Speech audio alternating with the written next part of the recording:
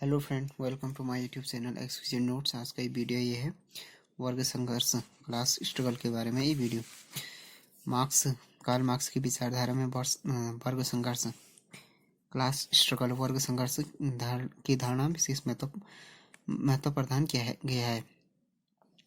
इस संबंध में साम्यवादी घोषणा पत्र में कहा गया है कि अब तक के समस्त राजनीतिक जीवन का इतिहास वर्ग संघर्ष का इतिहास है। मार्क्स के द्वारा वर्ग संघर्ष का ही इतिहास है। मार्क्स ने कहा कि अब तक का जो भी समस्त सामाजिक जीवन का इतिहास है वो है वर्ग संघर्ष का इतिहास। मार्क्स का कथन है, हर युग में इन दोनों वर्गों का किसी न किसी रूप में अस्तित्व रहा है। एक तो शोषित वर्ग, दूसरा शोषक वर्ग। पहला वर्ग तथा दूसरे वर्ग का शोषण करता रहा है। समाज में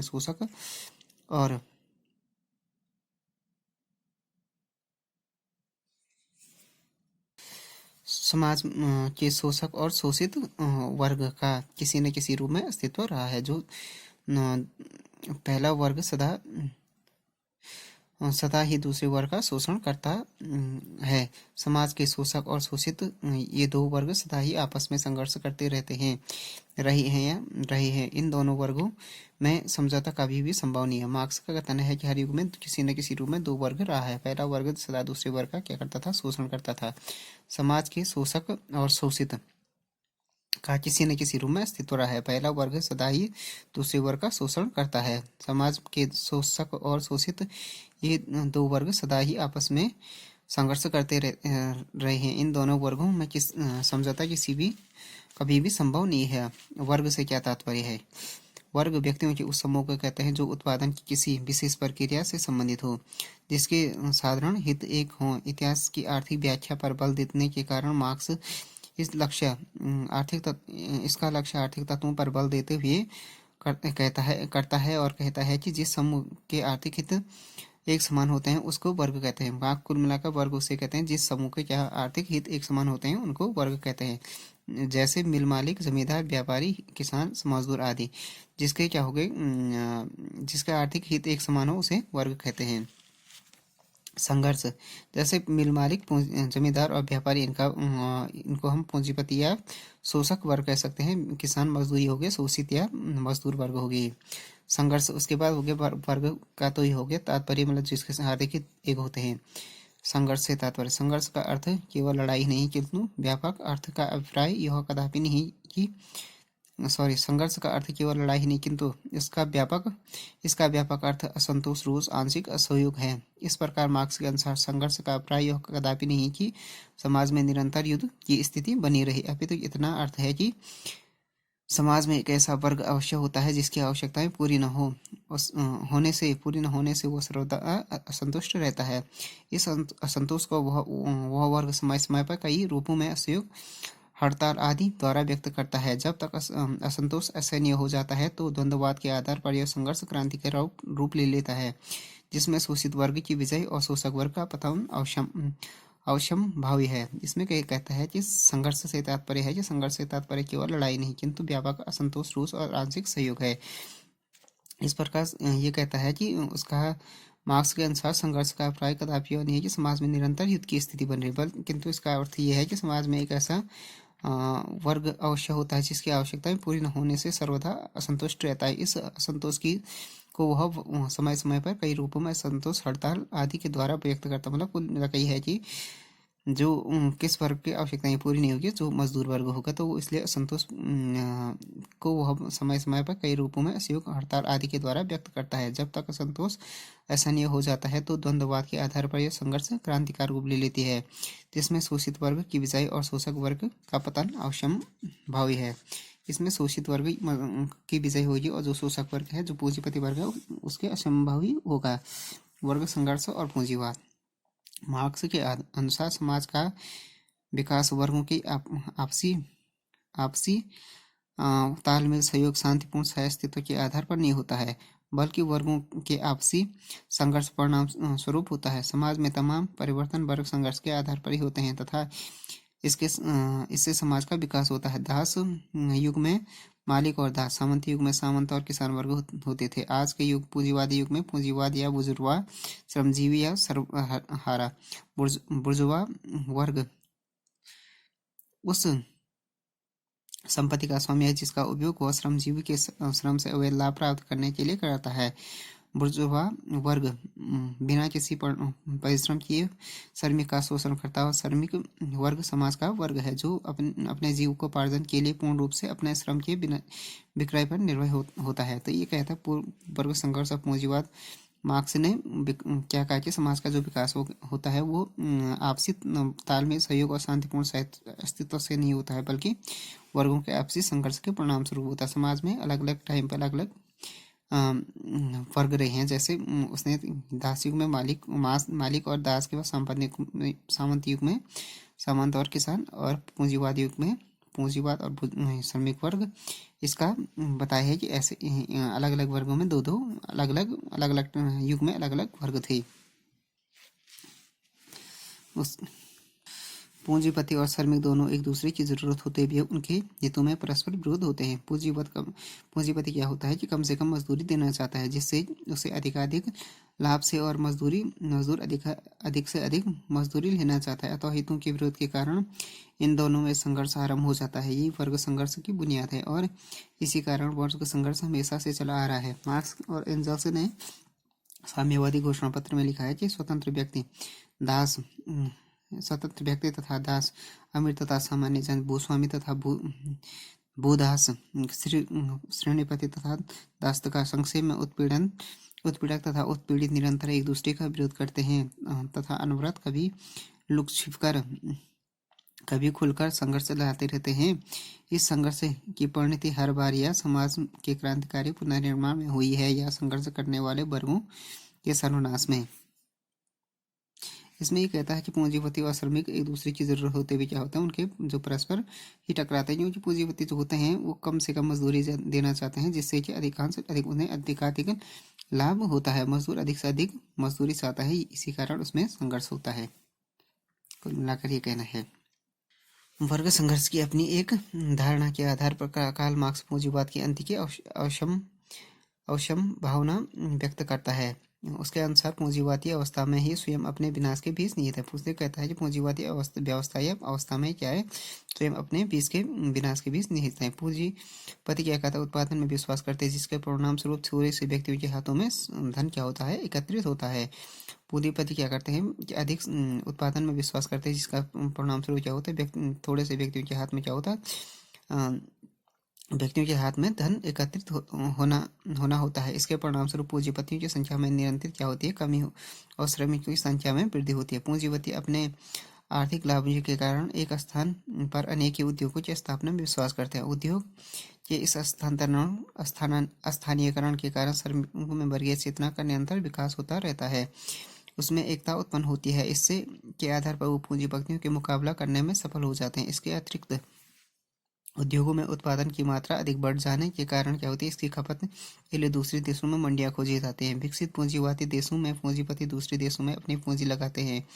इस प्रकार पूंजीवाद विश्वव्यापी और अंतर्राष्ट्रीय रूप धारण कर लेता है। पूंजीवादी व्यवस्था का एक परिणाम बार बार आर्थिक संकटों की उत्पत्ति है जिसके परिणाम स्वरूप पूंजीपतियों की स्थिति असुरक्षित हो जाती है। सभी देशों के श्रमिक समान रूप से पूंजीवाद के शोषण और अत्याचारों से पीड़ित होते हैं। अतः श्रमिक आंदोलन बहुत अधिक सुसंगठित हो जाता है और अंतर्राष्ट्रीय रूप ग्रहण कर लेते हैं। पूंजीवादी इस सुसंगठित श्रमिक आंदोलन के सामने टिक नहीं सकता। इस प्रकार पूंजीवाद स्वयं अपनी अवश्यंभावी विनाश का कारण बन जाते हैं। श्रमिक पूंजीपतियों की पूंजी और उनके सहायक वर्ग से सत्ता छीन लेने के उपरांत सर्वहारा वर्ग अधिनायकत्व स्थापित कर सकते हैं। ये कहा गया कि पूंजीपति वर्ग संघर्ष क्या होती है, इस धारणा के अनुसार क्या होगी, कार्ल मार्क्स पूंजीवाद के अंत की अवश्यम भावना व्यक्त करता है कि अंत जरूर होगा। इसके अनुसार क्या होता है, पूंजीपति के जो पूंजीवाद अवस्था में स्वयं के विनाश के बीज निहित होते हैं। पूंजीवाद क्या कहते हैं, पूंजीपति क्या कहते हैं, अधिक उत्पादन में विश्वास करते हैं जिसमें क्या होता है कि थोड़े से व्यक्तियों के हाथों में धन एकत्रित हो जाता है। इसके परिणाम स्वरूप निरंतर कमी आती है, श्रमिकों की संख्या में वृद्धि पूंजीवादी क्या होता है कि निरंतर लाभों के करने के स्थान पर क्या करते हैं कि श्रमिकों के एक स्थान पर क्या करता है कि उद्योगों की स्थापना करता है। श्रमिकों वर्गीय चेतना में निरंतर विकास होता जाता है। इसका उत्पन्न ये होता इसका एक इससे क्या होता है, श्रमिकों में एकता उत्पन्न होती है। इसके आधार पर पूंजीवादियों का मुकाबला करने में वो सफल हो जाते हैं। इसके अतिरिक्त उद्योगों की मात्रा अधिक बढ़ जाने के कारण इसकी खपत के लिए दूसरे देशों में मंडियां खोदी जाती हैं। विकसित पूंजीवादी देशों में पूंजीपति दूसरे देशों में भी अधिक पूंजी लगाते हैं। इस प्रकार पूंजीवादी क्या होता है, विश्वव्यापी और अंतर्राष्ट्रीय धारणा कर लेता है। ऐसे ही धीरे धीरे आर्थिक संकट उत्पन्न होता है, जिसके फलस्वरूप पूंजीपति की स्थिति असुरक्षित हो जाती है और सभी देशों में श्रमिक समान रूप से पूंजीवाद और शोषण का अत्याचार से पीड़ित होते हैं। वो आंदोलन अधिक सुसंगठित हो जाता है और अंतर्राष्ट्रीय रूप धारण कर लेता है। ये पूंजीवाद इस संगठित श्रमिक आंदोलन के सामने टिक नहीं पाता, इसलिए धीरे धीरे खत्म हो जाता है और पूंजीवाद सामने टिक नहीं पाता और उसका विनाश स्वयं अवश्यंभावी विनाश का कारण बन जाता है। उसके मार्क्स का कहता है, अब तक के इतिहास में जिन वर्गों ने शोषण कर्ताओं से सत्ता छीने कालांतर में वो स्वयं शोषणकर्ता सिद्ध हुआ। इसलिए अब तक जितनी क्रांतियां हुई उनमें इतिहास अपने चरम लक्ष्य तक नहीं पहुंचा, परंतु पूंजीवादी और सर्वहारा वर्गों के संघर्ष जो क्रांति हुई वो पिछली सब क्रांतियों से भिन्न हुई, क्योंकि उसके फलस्वरूप शोषक वर्ग का अस्तित्व ही मिट जाएगा और वर्गहीन समाज की स्थापना होगी। मार्क्स का ये कहना है कि अब तक के इतिहास में जितनी भी क्रांति हुई है, जिनसे भी शोषणकर्ताओं से सत्ता छीनी, वो क्या हुआ, खुद शोषणकर्ता बाद में सिद्ध हुआ। इसलिए अब जितनी भी क्रांतियां हुई इतिहास में अपने चरम लक्ष्य तक नहीं, परंतु पूंजीपति और सर्वहारा के संघर्षों से जो क्रांति होगी उसमें क्या होगा कि सब क्रांतियों से भिन्न होगी, क्योंकि इसके फलस्वरूप शोषक वर्ग का अस्तित्व मिट जाएगा और वर्गहीन समाज की स्थापना होगी। आलोचना क्या कहें अब देखिए। मानव इतिहास संघर्ष का इतिहास नहीं। मार्क्स का सिद्धांत संघर्ष पर अत्यधिक बल देता है। मार्क्स के अनुसार अब तक का समाज का इतिहास वर्ग संघर्षों का इतिहास है। आलोचकों के अनुसार यह है कि मार्क्स का विचार क्या है, एक पक्षीय है। मानव समाज में संघर्ष के साथ साथ सहयोग की प्रवृत्ति प्रबल रूप से विद्यमान रही है। आपसी सहयोग की भावना ये आज तक की प्रगति और उत्थान का आधार रही है। यदि समाज के विभिन्न वर्गों, व्यापारी, किसान, श्रमिक, कारीगर आदि में सहयोग न होता तो मानव समाज टूट जाता।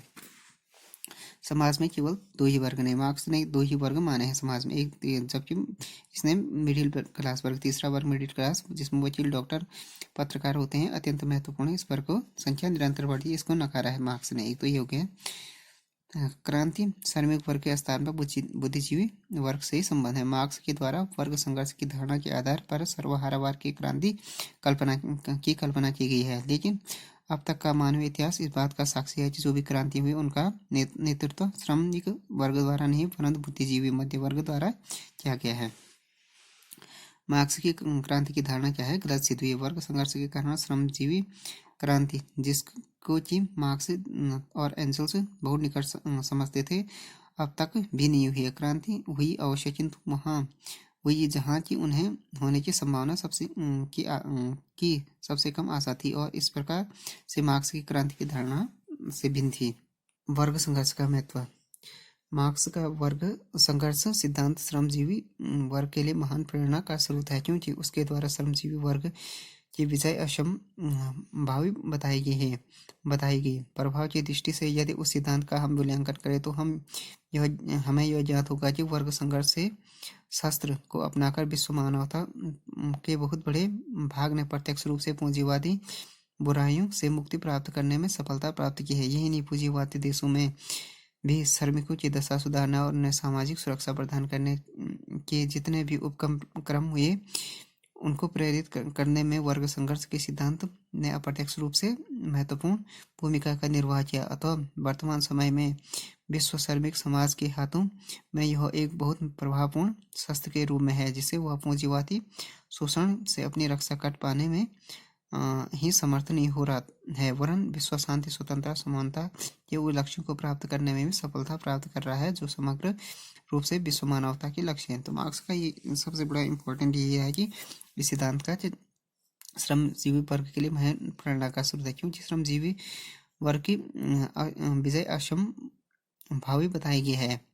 प्रभाव की दृष्टि से यदि इस सिद्धांत का हम मूल्यांकन करते ही ज्ञात हो जाए वर्ग संघर्ष के शास्त्र को अपनाकर विश्व मानवता के बहुत बड़े भाग ने प्रत्यक्ष रूप से पूंजीवादी बुराइयों को मुक्ति प्राप्त करने में सफलता प्राप्त की है। इस वर्ग संघर्ष से ये हुआ कि जो पूंजीपति देश थे उन्होंने भी क्या किया कि जो मजदूर थे उनकी सामाजिक सुरक्षा